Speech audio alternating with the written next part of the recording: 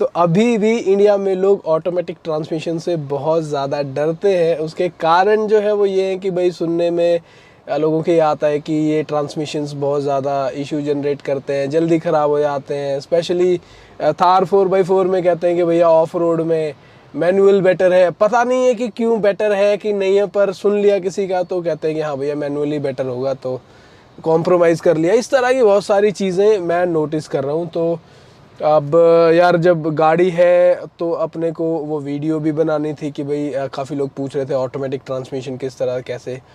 तो भैया जम्मी क्लार्कसन के जो चेले हैं, जो वो डायलॉग है proper manual, so proper manual वाले यहाँ से निकल लें, क्योंकि मैं भी मैनुअल भी चलाता हूँ। आई नो मैनुअल और ऑटोमेटिक में क्या डिफरेंसेस हैं, क्या होता है क्या नहीं होता। अब 14-14 साल के बच्चे जम्मी क्लार्कसन की वीडियोस देख के प्रॉपर मैनुअल की बात करते हैं। उन्होंने आज तक मारुति 800 नहीं चलाई, तो भैया तुम रहने ही दो। तो अब बात करते हैं जो प्लस एंड माइनसेस हैं, उनकी बात फिर बाद में करेंगे, मैनुअल ऑटोमेटिक जिस दिन कंपैरिजन करेंगे। अभी बात करते हैं कि भैया थार ऑटोमेटिक का ऑटोमेटिक कैसा है। सबसे पहले बेसिक बातें करते हैं। थार ऑटोमेटिक में एसिन जापान, मतलब एसिन सेकी ब्रांड का नेम है उसका। बहुत ही बड़ी कंपनी है, फॉर्च्यून 500 कंपनी है। तो महिंद्रा को उनसे ये गियर बॉक्स लेने के लिए, ऑटोमेटिक जो 6 स्पीड गियर बॉक्स है, ये लेने के लिए सैनियोंग और महिंद्रा की सेल्स कंबाइन करनी पड़ी थी, तब जाके वो लोग ये गियर बॉक्स उनसे ले पाए। तो आप समझ सकते हो कि क्या स्केल की वो कंपनी है। महिंद्रा कोई छोटी कंपनी नहीं है, बट स्टिल उन लोग को मतलब गियर बॉक्स लेने के लिए इतना एफर्ट करना पड़ा। अब गियर बॉक्स की अगर बात करें, ये टॉर्क कन्वर्टर गियर बॉक्स है। Torque converters actually standard automatics होते हैं जो उनको बोला जाता है, और fluid hydraulics based gear boxes होते हैं, और अच्छे गियर बॉक्सेस हैं। अगर कुछ गियर बॉक्सेस हैं जिनका गंदा, ओवरऑल बड़ा गंदा सा भी रिस्पॉन्स रहा है, पर ये गियर बॉक्स काफ़ी अच्छे गियर बॉक्सेस में से, लेटेस्ट जनरेशन के गियर बॉक्सेस में से है। इस जनरेशन का मतलब इस सीरीज़ का gear box even Volvo SAT type की कार्स तक में रहा है, तो यू कैन नो कि ये अच्छा गियर बॉक्स है। सो अभी तक जो मेरा इसके साथ में एक्सपीरियंस रहा है काफ़ी अच्छा रहा है। प्लसेस एंड माइनसेस की बात बाद में करेंगे। अभी देखते हैं कि कैसे इसको चलाना है और क्या ध्यान रखने की ज़रूरत है, क्योंकि ऑटोमेटिक गियर बॉक्सेस के साथ में एक आपका अगर प्रोसेस नहीं होगा, प्रोसेस फॉलो नहीं करोगे तो बहुत दिक्कतें आ सकती हैं। तो चलो अब शुरू करते हैं कि ऑटोमेटिक ट्रांसमिशन वाली थार को कैसे चलाया जाए, क्या चीज़ें नहीं करनी चाहिए हम लोग को। तो चलो फटाफट से शुरू करते हैं। सबसे पहले तो जब आप गाड़ी को पार्क करोगे तो आप उसको पार्क करोगे हमेशा पार्क मोड में, पी में, और अगर गाड़ी का इग्निशन ऑफ है तो आप पी से गाड़ी का गियर चेंज नहीं कर सकते। अगर आपने बहुत ज़्यादा एफर्ट लगाया तो आप गियर बॉक्स या गियर शिफ्टर को, gear shifter specifically gear shifter को आप डैमेज कर सकते हो। तो आपको ध्यान रखना है कि अगर आपको पार्क मोड से रिवर्स या न्यूट्रल या फिर ड्राइव मोड में जाना है तो सबसे पहले इग्निशन ऑन होना बहुत ज़रूरी है। इग्निशन ऑन होते ही उसके बाद में you can shift from park to किसी भी गियर में।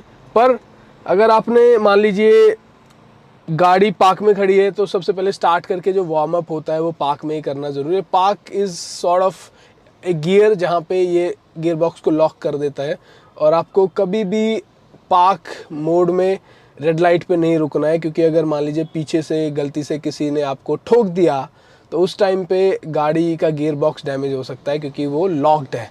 तो हमेशा न्यूट्रल में रहना जब आप रेड लाइट पे खड़े हो। तो ये प्रिकॉशंस है, I will tell you everything. इस वीडियो में आपको इसके गियर बॉक्स के बारे में कोई कंफ्यूजन बचेगी नहीं अगर आपने वीडियो पूरा देख लिया तो इग्निशन ऑन है। ऑन होने के बाद में you start, brake pedal press करो, स्टार्ट द कार, और उसके बाद में आप इसको ड्राइव मोड में डाल सकते हो। तो ड्राइव मोड में डालने के लिए सबसे पहले ब्रेक प्रेस करो, हैंड ब्रेक डाउन करो। हैंड ब्रेक एक सेकेंडरी मैकेनिज्म है एक्चुअली, जो कि पार्क के साथ में मिलके काम करता है।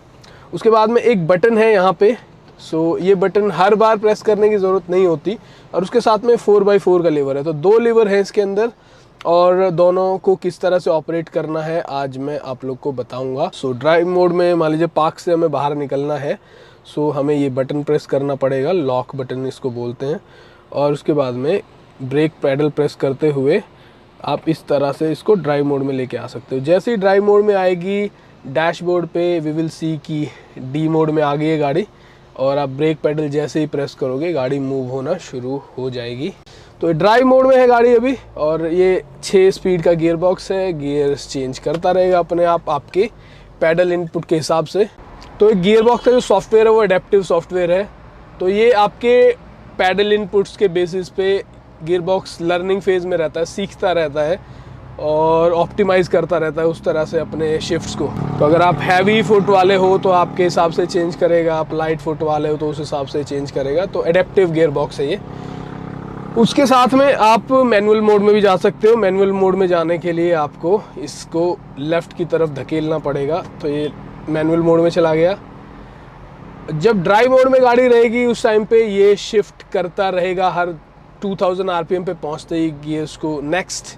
उसकी जो फील होगी वो अलग होगी उसकी लर्निंग एल्गोरिथम्स के हिसाब से, पर जैसे ही ये जाएगा मैनुअल मोड में तो उसके बाद में कई सारे फंक्शंस। एक तो ये गियर तब चेंज करेगा अगर आप उस टाइम पे भी इससे चाहते हो कि ऑटोमेटिकली ही करे। तो अगर आप मान लीजिए मैनुअल मोड में हो, कई लोग सोचते होंगे कि मैनुअल मोड में जाने के बाद में आपको गियर्स अप एंड डाउन खुद करने होंगे। नहीं, गियर्स ये खुद डाउन करेगा उसके बाद भी, चाहे ये मैनुअल मोड में है। तो अभी गाड़ी ऑलरेडी सेकंड गियर में आ चुकी है अभी, यस अपने आप अभी फर्स्ट में आ गई है।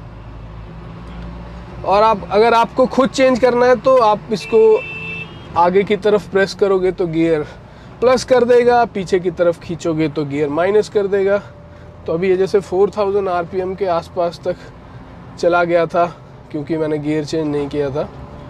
इस तरह से you keep on changing the gears. तो ये थर्ड में चली गई, अभी फोर्थ में चली गई।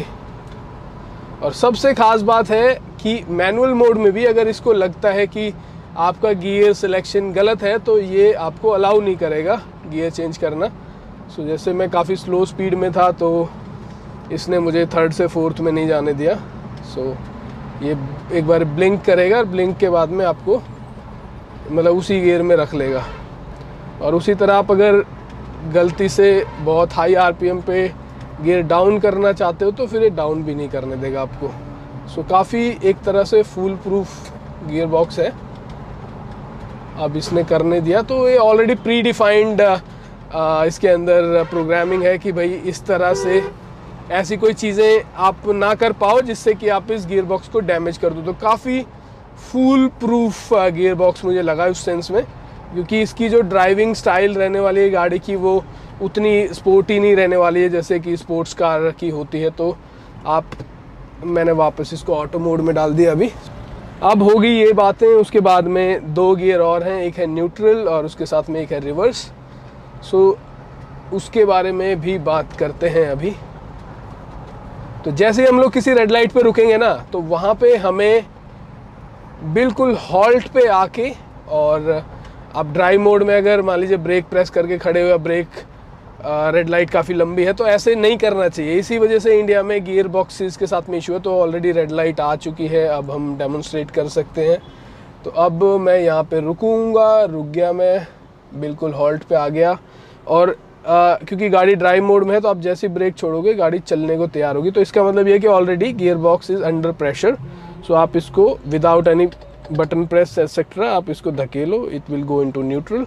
उसके बाद में आप ब्रेक पैडल से पैर हटा सकते हो, दैट मीन्स गियर बॉक्स से लोड हट चुका है। तो इस प्रॉब्लम के साथ में, क्योंकि लोग क्या करते हैं कि ब्रेक लगाए खड़े रहते हैं, अब हम वापस ड्राइव मोड में जाने के लिए जस्ट पुश दी लीवर पीछे की तरफ और गाड़ी चल पड़ेगी।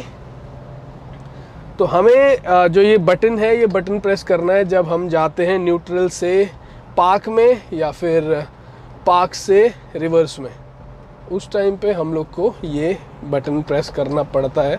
तो जो ज़रूरी चीज़ है वो ये है कि एक तो आपको ज़बरदस्ती नहीं करनी है लिवर्स के साथ में। आपको पार्क से आप तभी मूव कर सकते हो जब आपकी गाड़ी का इग्निशन ऑन है, और उसके साथ में जो बटन्स हैं वो कब प्रेस करने हैं उनका ध्यान रखना है। उसके अलावा जब आप रेड लाइट्स पे रुकते हो तो आपको न्यूट्रल करनी है गाड़ी। स्टॉप एंड गो में बार बार न्यूट्रल करने की ज़रूरत नहीं है क्योंकि आप बिल्कुल 1 सेकंड 2 सेकंड के लिए स्लो हो रहे हो। और अगर आप ये चीज़ें फॉलो करोगे ना तो ऑटोमेटिक गियर बॉक्स को कुछ नहीं होता है। ये अब जब ये ऐसी चीज़ें जो मैं आपको बता रहा था कि इस तरह से ये आपको गलत चीज़ें नहीं करने देता। तो आप समझ सकते हो क्लच आप मैनुअल कार में ऑफ रोड में 1 मिनट में उड़ा सकते हो अगर आप ध्यान से नहीं चला रहे हो तो।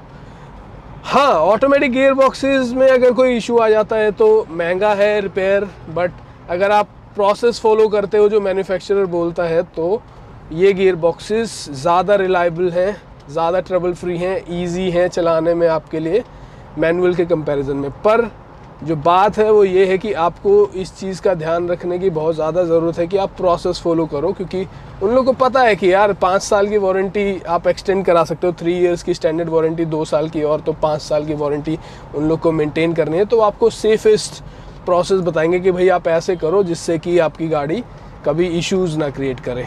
अब इसके बाद में हम अभी ऑफ रोड एनवायरनमेंट में नहीं है, पर गियर बॉक्स की बात हो रही है तो अब एक बार ज़रा 4x4 की भी बात कर लेते हैं कि इनको शिफ्ट कैसे करना है।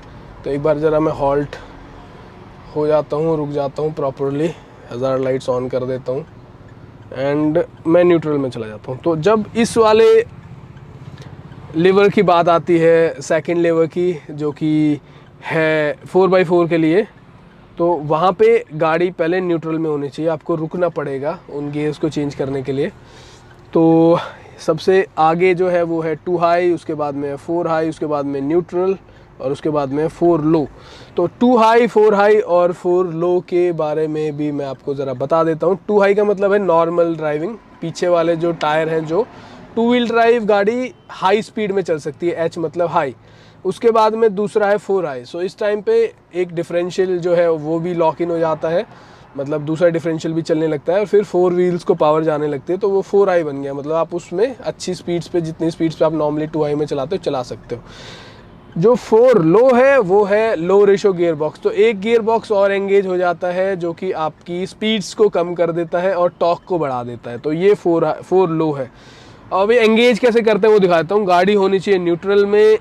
2 हाई से 4 हाई करने के लिए आपको सिर्फ इस लीवर को पीछे की तरफ खींचना है, ये एंगेज हो गया, बड़ा इजी है।